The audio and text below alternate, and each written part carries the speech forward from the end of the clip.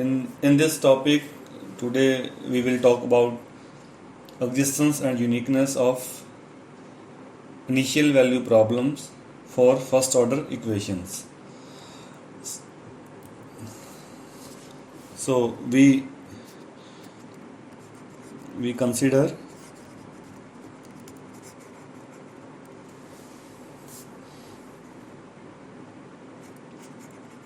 the initial value problems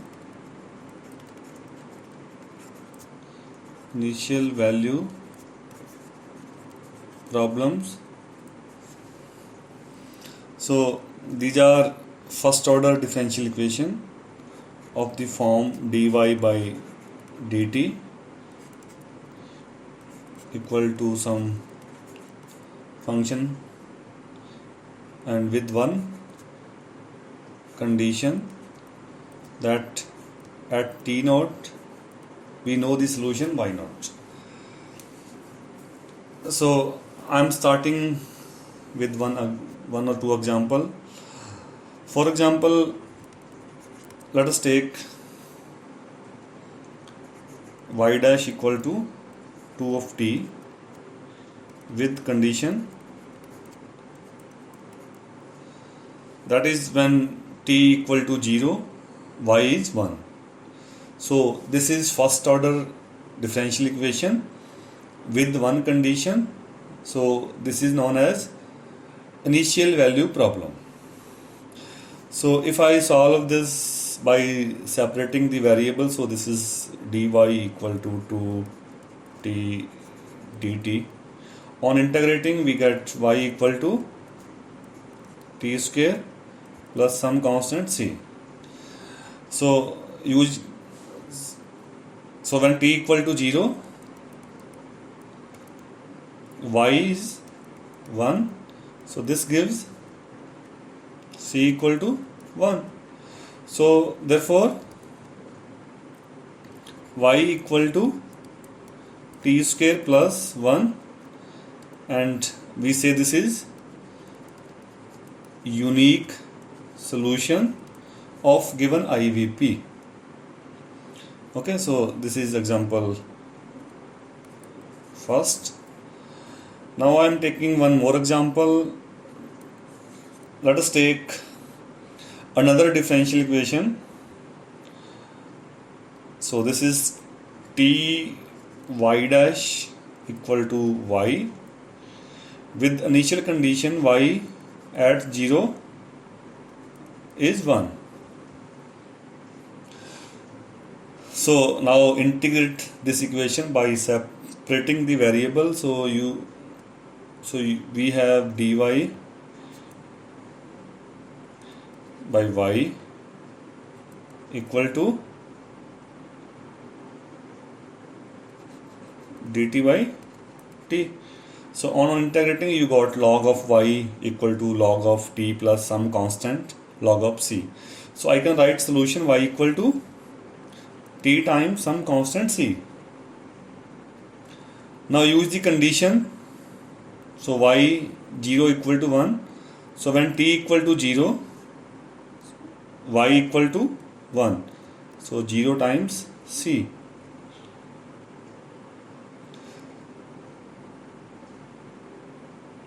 So what you got? 1 equal to 0. So which is not possible.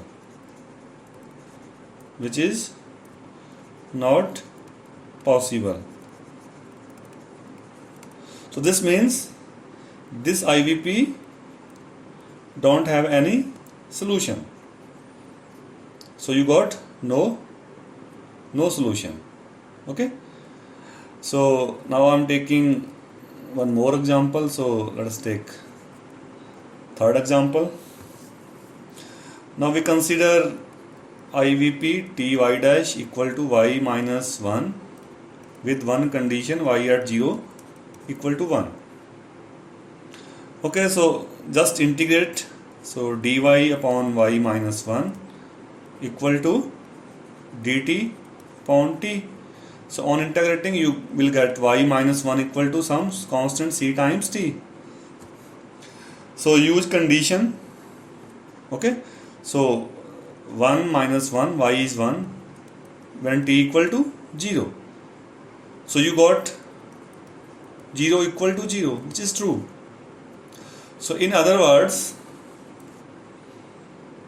we have solution y equal to 1 plus ct for any constant c. So this means this IVP has infinitely many solutions. Infinitely many solutions. So what we are going to talk in this topic, we will study first order differential equation with one condition known as initial value problems, and we will talk about existence and uniqueness of the solutions. So in what conditions the given IVP has a solution, and in what condition or conditions you got unique solution. As we have solved 3 examples, but it is not always possible to solve every differential equation. So without solving the differential equation, we can still talk about existence and uniqueness of the solutions. So I am going to consider this IVP dy by dt equal to f of dy. Okay, one condition when t is t naught, solution is y naught.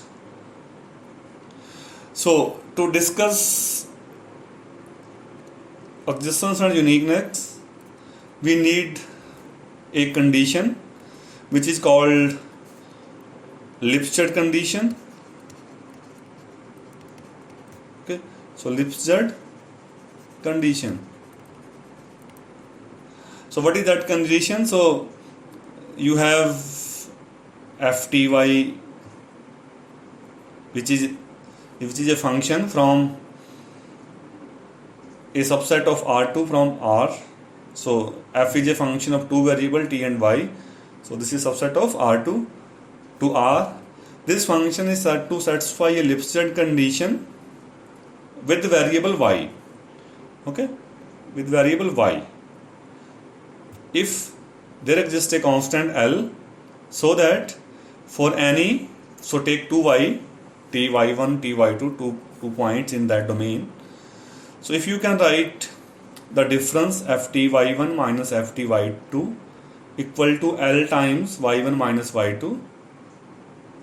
Okay, so just compute this difference by taking two y's, and if you can relate this difference with y1 minus y2, so t will disappear in right hand side and you got a constant L.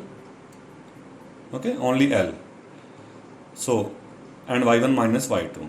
If you can do this, we say that this function satisfies the Lipstadt condition with respect to variable y, and this constant L is called Lipstadt constant. Okay, so now we will study some examples how we compute this condition. So let us take first example, f of ty equal to y square exponential minus t square sin t. Okay, so this is domain, so that A. Okay, so what is domain? So this is t y pair in R2. So we have a condition on y, that y running from 0 to 2 and t is any number. Okay, so there is no condition on t. So we show that this satisfies a Lipstadt condition. So take 2 point ty1 and ty2 in that domain, then compute the difference. Okay, so y1 square e minus t square sin t and this difference. So you can take e power minus t square sin t outside. So you got what you got here. So you got y1 square minus y2 square. So you use a square minus b square, so you can write this difference as y1 plus y2 and y1 minus y2. Okay, so now exponential maximum 1. Okay, sin t is also maximum 1, and y1 plus y2, these are values of y, and y maximum is 2, so both y1 and y2 will be 2, so 2 plus 2 4, and y1 minus y2, so you got 4 times y1 minus y2. So we can say that this function satisfies a Lipset condition with respect to y with constant 4. Okay, so let us take second example. So here I have written t under root x. So of course you have a equation in x. So you have dy by dx equal to f of xy. Sorry. So ft. So t is t. So we have equation. So we have equation dx by dt equal to f of tx. So we usually write t independent variable first, then dependent. So x depends on t. So dx by dt. So we need to check the condition on this domain. So tx belongs to R2, t running from 0 to 1, and x is also running from 0 to 1. So so what will be the domain of this equation? So let us take this t axis. Okay, so t running from 0 to 1 and x running from, so let us take this x axis. Okay, so x running from 0 to 1, so this region. Okay, so you need to check the condition in this region, whether f satisfy Lipset or not. So as usual we take 2 point. So independent variable, so take x1 x2, so compute this difference. Okay, so you can take t outside and you got under root x1 minus under root x2. And now, so here you need to write this difference. If you can write this difference as constant times x1 minus x2, okay, then this function satisfies Lipset condition. If you cannot write, then this function will not satisfy the Lipset condition. So you need to simplify this difference. So this is mod of t. Okay, so I can write x1 minus x2. Okay, so multiply and divide by under root x1 plus under root x2. Okay, so we can write this. This is multiplication. Okay, so now you can put the maximum of t which is given on your domain. There is no problem with t, but you have a division with this number 1 by under root x1 plus x2. And what is the domain? X running from 0 to 1, so 0 is included here, and these x1 and x2, they can be 0, and you cannot divide with 0, so you cannot get rid from this factor when x is running from 0 to 1. So in other words, you will not get a finite constant. So this function don't satisfy Lipset condition on this domain. However, if we take another domain, let us take 1 to 2. Okay, so then this function will satisfy the Lipset condition. So that due to 0 value, this function don't satisfy a Lipset condition. So if you change the domain, this will satisfy, and that domain will exclude 0. Okay, so one more example. So let us take fty equal to y square on this domain t running from 0 to 1. Okay, so compute the difference fty1 minus fty2. Actually this is f of y, there is no t directly, but y is a function of t, so t is indirectly present but not directly. So we can write fty1 will be y1 square, fty2 will be y2 square. So write this y1 plus y2 and y1 minus y2. Okay, so now what is the difficulty? You have t from 0 to 1, but no condition on y. No condition means y can take any value from minus infinity to plus infinity. Okay, so these y1 and y2 can be made arbitrarily large. So if these y1 and y2 are large, then you will not get any finite constant L. So this function will not satisfy Lipset condition on any A. However, if you take any closed and bounded region, okay, so closed and bounded, maybe you can take circles or rectangles, then this function will satisfy a Lipset condition. So in other words, if these y1 and y2 are small or finite, then this function satisfies Lipset.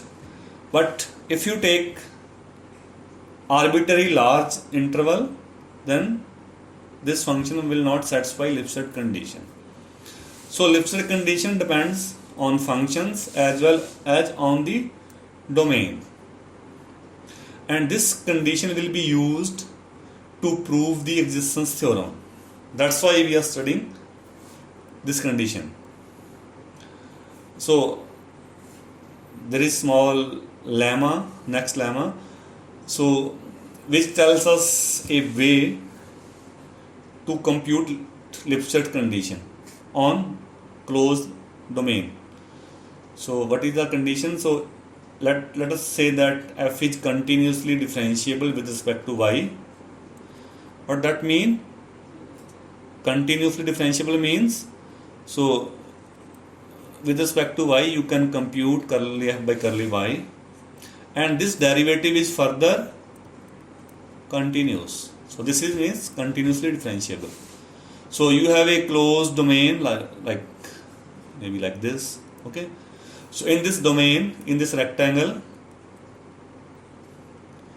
this derivative is continuous. If this derivative is continuous, then f is Lipset with respect to y. Okay, so to check Lipset condition, just check this derivative and check that if this derivative is continuous on this region A, then f satisfies Lipset condition. Okay, so proof is just simple. So it is given that this fty is continuous. Okay, so curly f by curly y modulus is continuous on a closed region. So this, okay, on this closed region. So a function is continuous on closed region. So this implies that it will attain its maximum value in that region by extreme value theorem. A continuous function takes its maxima and minima on a closed region. Okay, so let k be the maximum value of its derivative. Okay, mod of on that region. Then apply mean value theorem. So what we do in Lipset, we compute this difference fty1 minus fty2. Okay, so we apply mean value theorem on two variable. So what that says? So f ty1 minus ty2. So y is varying. So here you got curly f by curly y t, and you replace y with some point C. Okay, and this C lies between y1 and y2. Okay, so in one variable you have studied this theorem already, so I hope you remember. So FB minus FA equal to F dash C B minus A. Same is in two variables. So okay, so derivative with respect to here derivative with respect to x, so here derivative with respect to y, and replace y with C. Okay, so now this is bounded by k, so you can write this. So if derivative is bounded, say, then you can always write ft y1 minus ft y2 less than or equal to k times y1 minus y2.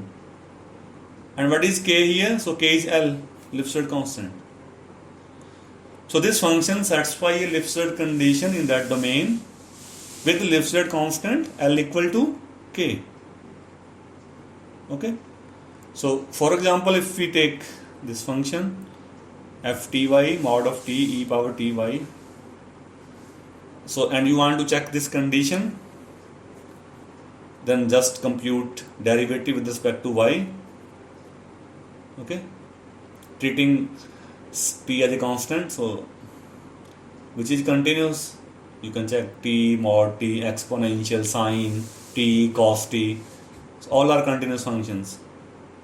So this function is satisfied Lipstadt on any rectangle A. So to check continuity, to check Lipstadt on bounded domain, you just need to check this derivative. If this is continuous, then you can say directly that function satisfies a Lipstadt condition. But converse of this lemma is false. What that means? So Lipstadt with respect to y does not imply differentiability with respect to y. So if function is a Lipstadt, can we say that curly f by curly y is continuous? No. So let us take fty equal to t mod y on this rectangle.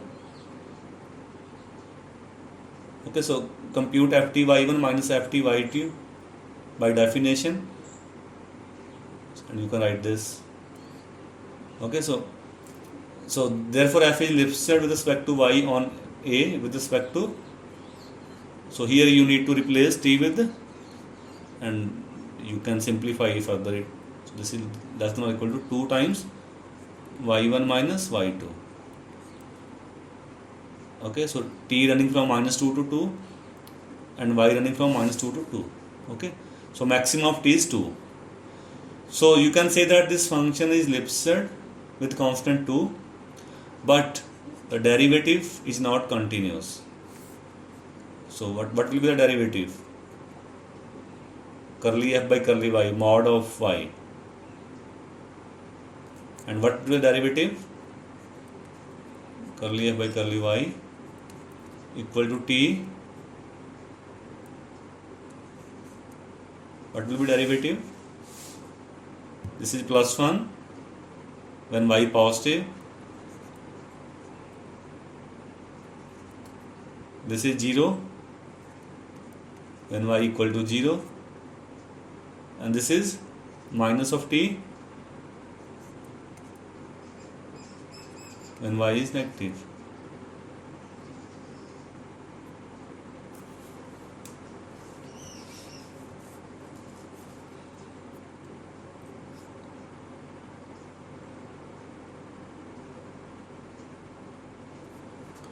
Okay,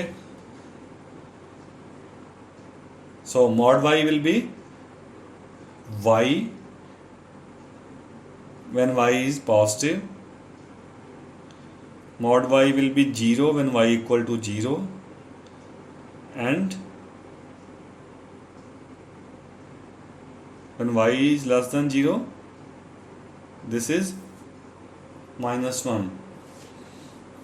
Can you say that this is continuous?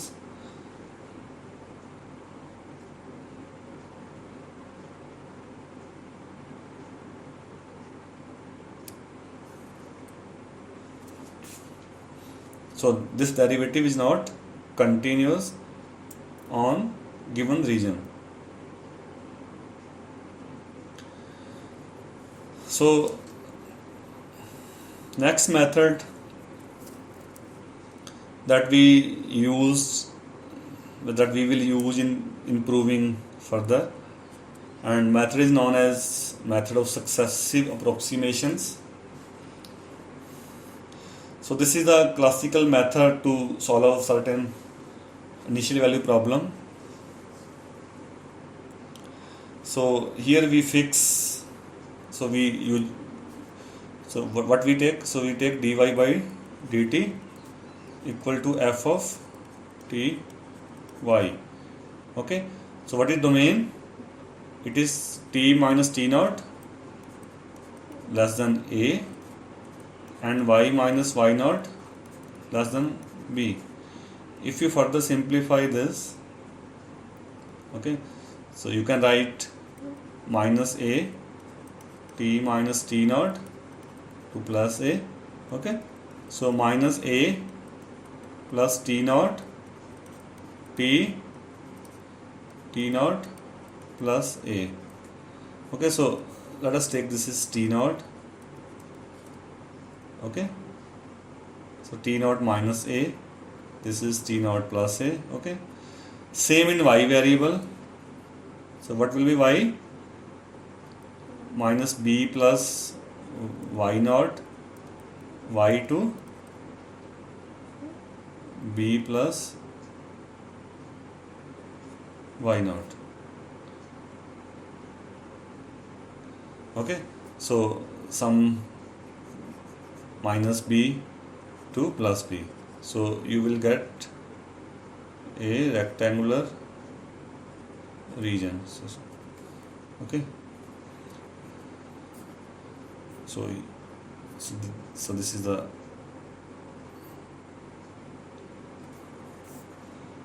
correct point, so I'll correct it. Okay, so this is the correct point.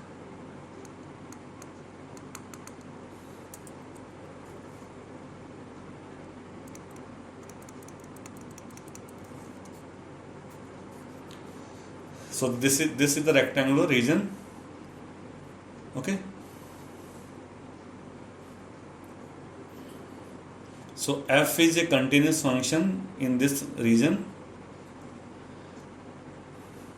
So we will talk about a solution in this interval. So whether this equation dy by dt has a solution in this domain or not. So to find the solution of this differential equation, so firstly you integrate this. So dy by dt equal to f of ty. Okay, so what you got? Left hand side dy. Okay, so dy. So I'm writing, so left hand side dy. So integrate from starting from y0 to any point y of t equal to, when y equal to y0, t equal to t0, t naught to t f.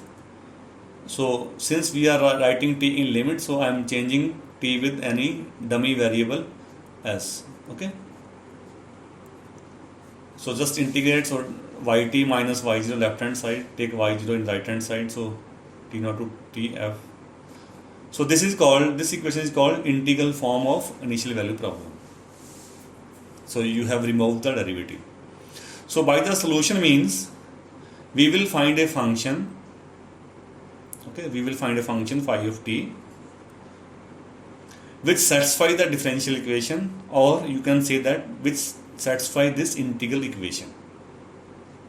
We will try to locate that function y, or you can write y with phi of t.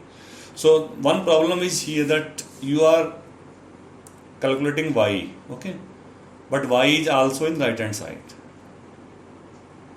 So this is implicit relation. So you cannot find y using this relation. So that's why to move further, so we have this situation yt equal to y0 plus t naught to t f t yt dt. Okay, so to find the solution we will use method of successive approximation defined in this theorem, which says that a function phi is a solution of the IVP, this dy by dt equal to f of ty, on any interval I if and only if it is the solution of integral equation. Okay, so solving differential equation or solving IVP both are equivalent. So this is a short proof. Suppose phi is a solution of the IVP, then dy by dt or phi dash t equal to f of t phi t. Since phi is continuous and f is continuous on the region A, so this function ft phi t is also continuous. So integrate from t naught to t, you got this. And what will be phi t naught? Okay, so it's fit phi t equal to t naught. So t naught to t naught, right hand side will be 0. Okay, so you got phi t naught equal to phi t naught equal to y naught. Okay, so this means that this phi satisfy the initial condition. So phi is a solution. And conversely, if phi satisfy the integral equation that we given earlier, and then by differentiating and using the fundamental theorem of calculus, that phi dash t equal to f t phi t and phi t naught equal to y naught, and therefore phi is a solution of the given IVP. So in other words, finding phi or finding solution, both are same. So now we will move to practical procedure, that how we will get that phi. Okay, so we start with known value. What is known? When t equal to t0, solution is phi 0. Okay, so we start with this one, or you can write phi 0 t0 equal to y 0, and then we compute next phi, so that we denote with phi 1. So what is phi 1? Okay, so here replace y with the phi 0. Okay, and new solution is denoted by phi 1. So phi 1 equal to y 0 plus t naught to t fs y 0. And so find next phi, which is denoted by phi 2, use here phi 1, and so on. So in general we can write phi k plus 1 equal to, okay, phi y 0 plus t naught to t fs phi k. And by repeating the procedure, or you can say by taking limit k goes to infinity, we obtain phi k t converging to phi of t, and phi t satisfy this equation, integral form of differential equation. So this phi t is a solution. So how we will move that? So we start with known solution phi 0, and then using phi 0 we find phi 1, and using phi 1 we find phi 2, and so on. And this is the next example. Solve the IVP dy by dt equal to t of y. When t equal to 0, y is 1. So write the successive approximations of the solution. So firstly write integral form. What will be integral form? So you have equation dy by dt equal to t of y. Okay. So start from 0 to any variable t, So this is right hand side. Replace t. This is t of y. Replace t with s. Okay. And this is y0 starting value, and this is general yt. And approximations are given by, first approximation phi 0 is y0, which is 1, and others are given by phi k plus 1 equal to 1 plus s phi k s ds. So what is the first approximation? Phi 1 is 1 plus 0 to t, y0 is 1, so s ds 1 plus t square by 2 on integrating. Then next solution phi 2, use phi 1 here. So what is phi 1? 1 plus t square by 2. So 1 plus s square by 2. This is phi 1. And you got this on integrating. And then to compute phi 3, here use phi 2. And you obtain this solution. Okay. And using phi 3, you can compute phi 4 and so on. So you can check that these all approximation will converge to 1 plus t square by 2, 1 by 2 factorial, t square by 2 square, and so on. And this is converging to e power t square by 2. So what you got? So you got solution, and you can verify that if you directly integrate dy by dt, this equation dy by dt equal to t of y, with this condition when t equal to 0, y is 1, you will got this solution e power t square by 2. So what are these phi 1, phi 2, phi 3? And of course you can write this solution as in reverse direction, so 1 plus t square by 2 plus 1 by 2 factorial, t square by 2, and then square, and so on. So you can check that. So this one is phi 0, and 1 plus t square by 2, this is phi 1, and this is phi 2, and so on. So since differential equation solution have elementary function like sine, cosine, etc., and you can expand those functions in a Taylor series expansion. So these phi 1, phi 2, phi 3, they are capturing the terms of that Taylor series expansion. So by computing these phi's, you can compute the solution of differential equation.